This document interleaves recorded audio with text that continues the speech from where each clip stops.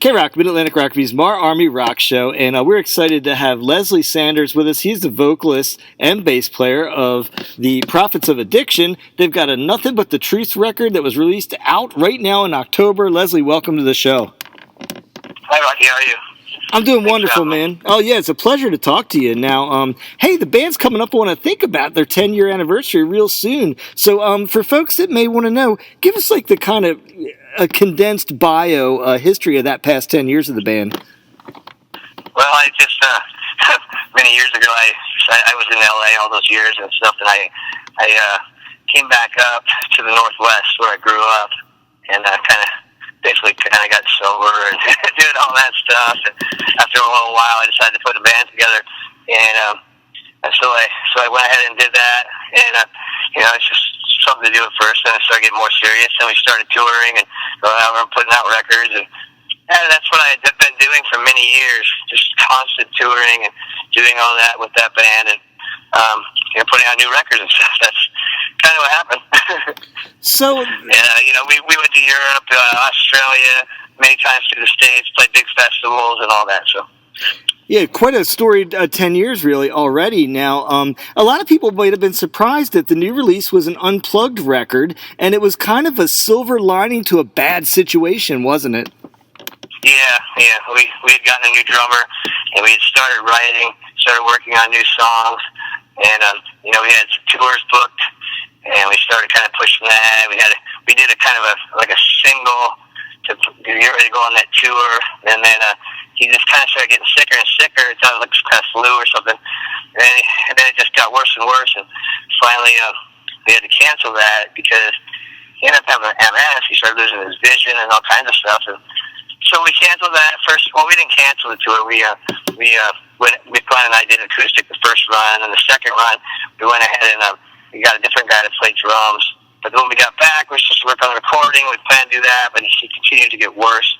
And we decided, we'll just do this acoustic record in the meantime. And when he gets better, we will do another record. And he's been playing with other bands and stuff. I don't think he's ready to tour or do anything like that right now. So we have to revisit that and see how it's going. We didn't want to just bail on him. We're hoping for the best, and he would recover, and then we would move on from there. With him, at one point we might have to go another direction, but we wanted to give him all the benefits of the doubt before making that decision. Yeah, it sounds like you're taking real good care of your bandmate Wayne there, man. I admire you guys for what you're doing with that, so hats off to you. It made me wonder when I heard that. So when you guys write your songs and how well they translated acoustically, when you guys write, are you writing acoustically or are you writing plugged in? Well, I've kind of written many, many years. A lot of times that's how I'll just come up with a song. I'll just be, sitting on the couch or something. I'm just strumming an acoustic in the first place, and then you add the full band to it later. So the original structure and the melody and all that.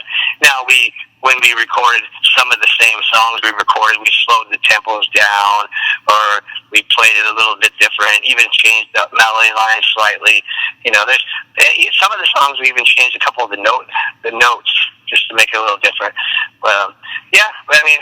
As far as some of them translated over well, some of them we tried this doesn't really work. The ones that were electric songs, they didn't really work. So a lot of the songs are songs off the previous two records, and then there's some new ones as well on the new record.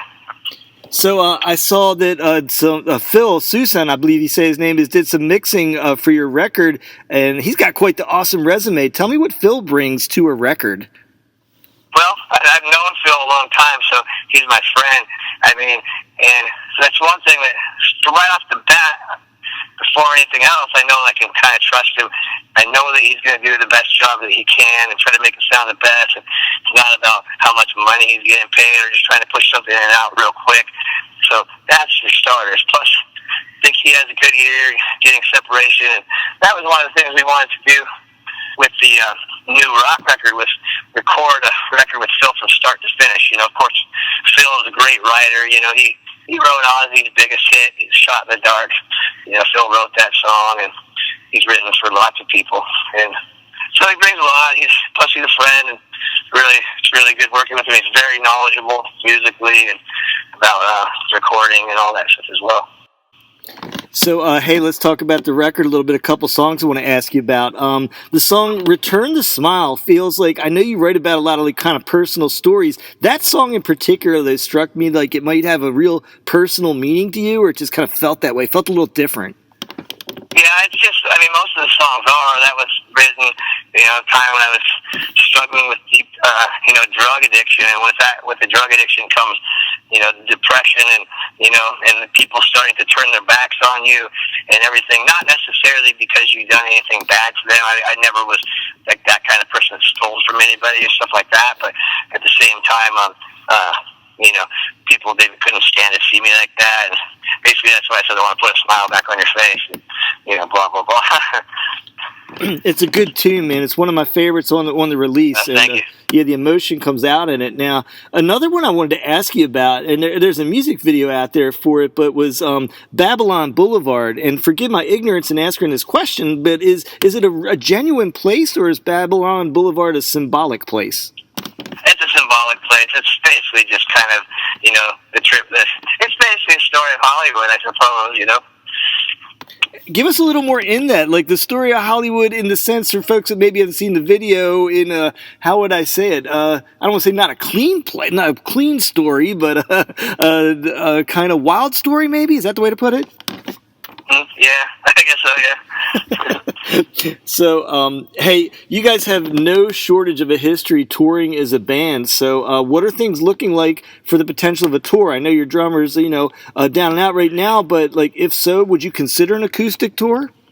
Well, we've done many acoustic tours. We played lots of them over the last few years in between that time when that happened with Wayne. So we continue to tour.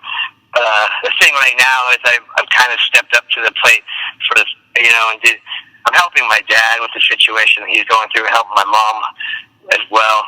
And right now I can't really book any tours or go on the road until, and leave. I can't book something 6 months in advance or several months in advance. And, I was gone in L.A. all those years, and I wasn't around to help my parents, and they helped me the whole time whenever I call, hey, I can't pay my rent. It's just time for me. It's time for me to return the favor at this point, and I'm going to deal with this first, and then, go from there. Well, good for you, man. The family first. We believe that here as well. So, yeah, thank you. Yeah, hey, you've traveled with so many bands, had the opportunity to play in so many amazing bands, and I was thinking about this. We've lost so many bands, we've lost so many musicians. Is there somebody you miss the most? And not to put one above the other, but like, is there like one artist or a band that is no more that you're just like, oh, what a vacancy in my life? Yeah, I mean, there's a lot, from, the Ramones, obviously, are one. And it's sad, kind of in some ways that, like it's sad now to know that they're probably bigger now than they ever were. Like if they were to do a reunion show now, it would be bigger than any shows that they ever were on their own before, and now it's too late. So, if I'm not mistaken, are you up in Seattle these days? Is that where you're based out of? I'm here near Seattle. I'm in South Seattle in Tacoma, and that's where my parents are. That's where I'm, kind of helping them out with this stuff. So my question was, Well, my question was going to be, do you ever get back to the Sunset Strip, and what is the vibe of the Sunset Strip these days, if so? Yeah, I get there pretty often. Especially when we're touring, I'd be there several times a year and stuff, or I'd be down there doing other business or something. But I don't know, it's a completely different place. When you can go on the Sunset Strip and see cover bands playing the whiskey, and they call them jam night or whatever they call it, but it's really just covers. I don't know. I just think that's weird.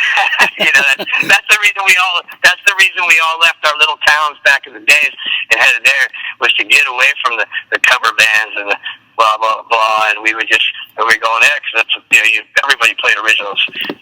I mean, you might do some people did a cover in their set or something, but that's what it was all about. Now you go there and I went out, and the most happening nights are the cover band nights. So cool. I don't really get it. I don't think I even know. I don't know. I don't really know any covers, so to speak, besides one of the bands I played in, for songs I didn't write, I suppose, but that's about it. Hey, man, one more thing before I let you go here. The band I mentioned is coming up on 10 years. Have you given any thought of any kind of a special 10-year, either look back or release, or how you might celebrate 10 years as a band? Yeah, I'm not sure. I didn't even realize it's been that long. So, and they've been through different members and different people.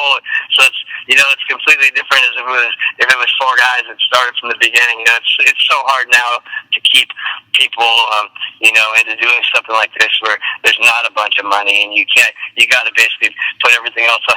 You have to make it your main priority, and it's not very many people's main priority anymore to play in a band where they're not really making hardly any money.